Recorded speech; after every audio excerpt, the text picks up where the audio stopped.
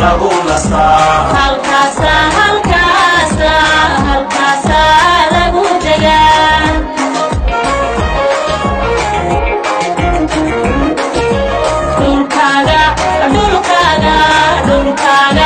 dhulkaaga lagu odaa harkiisa lagu nastaa halkaasa lagu degaa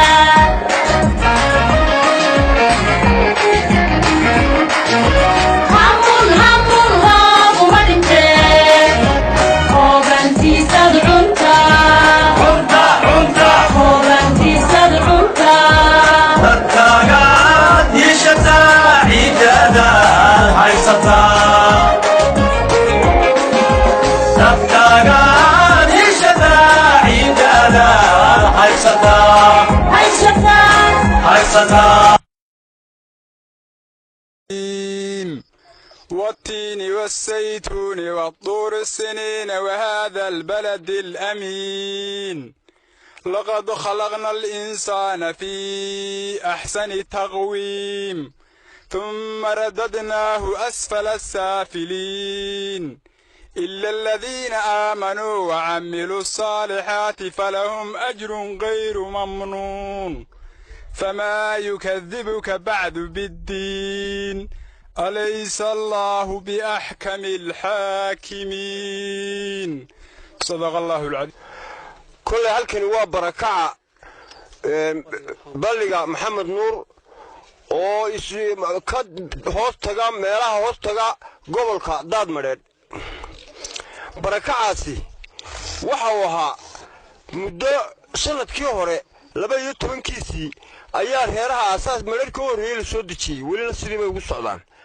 waxaanay marayaa imaka in guryaha dhisatay iyo in ku hoos nool guryaha la gasha dadan 150 qoys ayay marayaan dadkaasi qaar bas saddex qoys u gala guryaha afar qoys qof waliba qofka awood yeelan waa qofka kale guriga la gala waxaanu maanta ku soo dhaweynaynaa oo maanta iyo maalmo badanba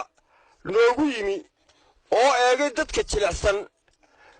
bana saabka gobolka Daadmareed gobol bana saabka waxaanu leenahay hambalyo waa ku soo dhaweynaynaa hore waxba doogu qabtay waxa raaca bana saabku maaha maanta qura waxa uu ku yimi maalmo kala adinkiisa wax qabadkiisa awood wixii uu lahaa waxba lama harin oo wax uu qabtay qaybo badan oo hay'ada ah midba waxa la naga siiyayba ayuu wax ku qabtay waxaanu ogaaday dhibaatada iyo jilaaca maantana wuxuu yimi inuu ogaado jilaaca iyo baahida taala meesha way ducaynayna Allah raajiyo ilaahay waxaanu ka baryaynaa inuu noo sii hayo waxaanu leenahay bada saabku anigu waxaan garanayaa afar bada saab intii anigu aan garanayo gobolka Daadmareed afar bada saab waxaanu uu noqday kii kaliya ahaa noo shaqeeyay wuxuu noqday kii kaliya ahaa nabadgelyada ka shaqeeyay wuxuu noqday kii kaliya ee baahida dadka dhaxmarkeeda iyo ogaanteeda ka shaqeeyay wuxuu noqday ka kaliya ee nabadgelyada waxa ugu qaalisan waa nabadgelyo ka kaliya ee meel kasta oo ay nabadgelyadu la gashay isu taagay wuxuu noqday koorumarka ka shaqeeyay wuxuu noqday ka dhaqaajiyay gobolka meel kasta oo xubin oo la taabtaba dhaqaajiyay ee maanta uu heer wanaagsan gobolku ka noqday buu noqday Allah raajiyo waxaanu aragnaa maanta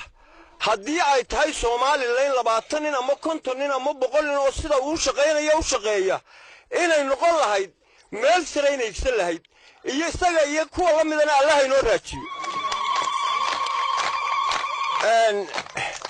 kolley waxa uu maanta u yimi ee bacadkaa u fadhiya maalintaa jimcaha u yimina waa jileeca dadka iyo baahiyaha iyo duruufta iyo biyola'aanta ogaashiyaha iyo baaritaankunbuu u yimi wasalaamu calaykum waxaanu ku wareejin doonaa odayaasha balliga maxamed nuur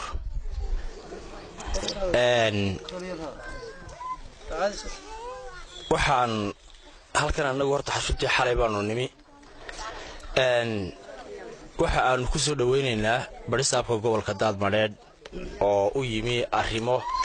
u kuurgal ah baahiyaha iyo barakacayaasha iyo duruufaha ka jira runtii si fiican ayuu runtii barisaabka oo dhow ayuu ula socdaa baahiyaha iyo duruufaha ka jira balliga maxamed nuur ilaah baa mahad leh hadlaynaa anagoo ka hadlayo goobtan looba weyne amase balliga maxamed nuur ummaddayduna tuban tahay maatida taallana aan ka mid ahay waa hooyooyinka waaweyn ee mas-uulkaana aan ka mid ahay waxaan u sheegayaa ummaddayada allah ha nala qabtee waxaan u sheegayaa inay qabaan baahi biyood baahi hooy baahi waxbarasho oo carruurtayadu boodhkaa aan waxba laga xigsiin malcaamadda waxaan u sheeganaynaa waayaha jileeca ama gaadiid la-aanta nagu hayo ama tabayaraanta qofka naga xanuunsada inaanu muddo la warwareegno onu gaadiid aanu ku gaarsiisanano magaalooyinka aanaan haysan waxaan u sheegayaa ummadayada in barkadii naga qabyo tahay in balligii naga maran yahay naga maran yihiin biciyo nagu yar yihiin waxyaaba maatidan anfici karaa aanay meesha oolin xagga dawooyinka iyo dhakhtarnimada inaanaan haysanba waxyaabaha noogu darani waa waxyaabaha iskuul taladiima ma hayno dee dadkii duunyana ma raaco meel laguma tiirin sidaasaanu sheegayaa dadka iyaga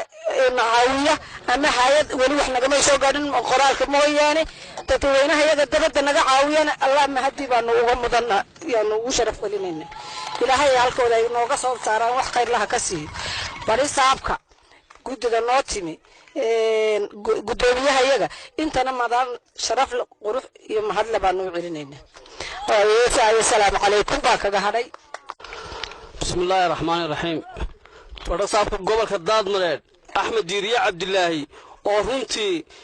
iyadoo maanta ay jimcad tahay oo aanu shaqada u lahayn isa soo xilqaamay kartayna ummadiisa inuu u shaqeeyo xooluhu ay ka baxeen iyagoo ku sugan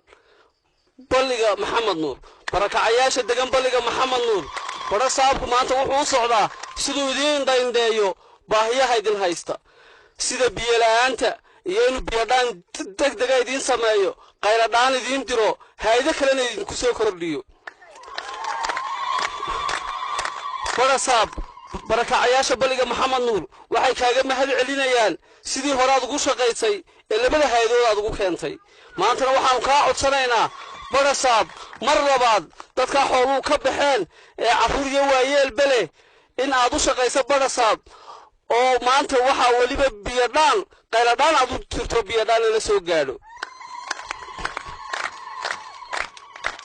فرصاب gobolka daadmareed inuu qaylo dhan gobolka oo dhan u diro daadmareed 6 tuulo iyo 4 degmay ka kooban tahay inuu baaq dheer u diro isagoo baryahana safarkiisa si wadan doona una kuura gali doona meel ka soo barakacayaashu degeen ala tuulina oo isu taagi doona فرصاب waxaan ku garab taaganahay sida fiican ee ugu shaqeynaayo ummadiisa jilicsan ee maanta xooluhu ka baxeen ayaan ku garab taaganahay mudane gudoomiye فرصاب ku soo dhawow barakacayaasha balliga maxamed nuur maanta waxaanu joognaa balliga maxamed nuur oo ay ku soo barakaceen dad fara badan waxa weeye hay'adaha caalamiga waxaan ku baaqayaa in dadka gurmad degdeg ah la soo gaaro dadkaasoo dadkii xooluhu ay ka baxeen in gurmad degdeg ah la soo gaaro xagga biyaha haday noqotana waxa weeye waxaanu ballan qaadaynaa inaan muxuu ahay boodda ugu horeysa idin soo dirna hadii aan la idmo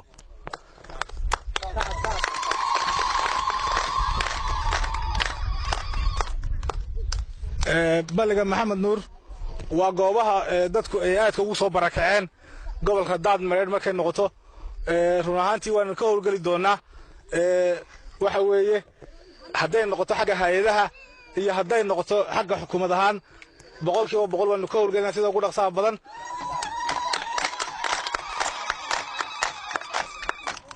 waxaan mar labaad iyo mar saddexaad hay'adaha ugu baaqaya caalamiga inay gurmad degdeg la soo gaaraan dadka ay xooluhu ka baxeen dadkaasoo muxuu ahaayey aad u badan run ahaantii annaguna ka gobol ahaan waxaanu ballan qaadaynaa inaanu gurmadka ugu horeeya la soo gaadhno haddii ilaahay yidhaahdo kolley waxa ugu horeeya horta aan soo gaarsiin doonaa waa xagga biyaha waxa weeye waanu ka howlgelaynaa gurmadka ugu horeeya xagga biyahana waxa weeye haddii alla idmo waynu soo gaarsiinaynaa booyadda ugu horreysa insha allah waana mahadsantihiin asalaamu calaykum waraxmatullaahi wabarakaatu